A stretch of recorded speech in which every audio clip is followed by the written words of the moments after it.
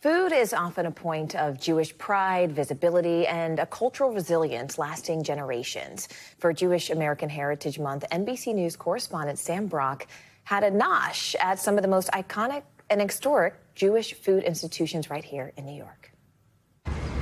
Along Houston Street on New York's Lower East Side, a haven for Jewish immigration and culture dating back to the late 19th century, still connects generations today, especially through the power of food.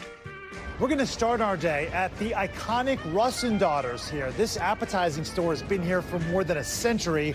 We're on the Lower East Side. We are about to interview the great-grandson of the founder, Joel Russ. Good to see you. Thank you so much for doing this. Josh Russ Tupper offers more than just insight into the delicate slicing of sturgeon, herring, and a dozen varieties of lox.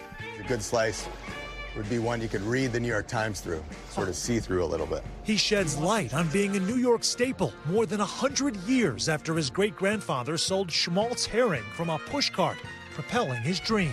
It's a wonderful thing to be a part of, my family's history, the Jewish American experience, the immigrant experience. Josh's cousin and co-owner, Nikki Russ Fetterman, shows us their latest addition. All right, so where are we headed next? Well, 11 years ago, we opened a restaurant, Russ & Daughters Cafe, so I thought I'd take you there. The 3-block walk here takes you along tenement buildings that at one point were among the densest in the world, and today reveal a community in bloom. The Russ & Daughters Cafe, featuring delectable plates from latkes to matzo ball soup and babka. See, this speaks to my soul right here. I think this food and this place connects people to who they are and where they come from. Eating a bagel, having some matzo ball soup, just taking a bite, you're connecting with Judaism, whether you know it or not. That connection very clear at our next stop, Katz's Deli, which always draws a crowd, even in the middle of the week, and dates back to 1888, describing itself as the oldest deli in New York City. The aroma, the pace, and absolutely the food. I mean, you can't go wrong with the pastrami. We always come to Katz at least once a month, at least. Wow. How's your cholesterol? Not good. If you haven't had a pastrami, you haven't lived. Speaking of which, right next to the famed When Harry Met Sally table, might as well, right? Pastrami or corned beef. You can't go wrong. Our tour de force for Jewish American Heritage Month continued at Yonah Shimmel's, the oldest Knish bakery in New York City. Doughy dumplings with a sweet treat in the middle.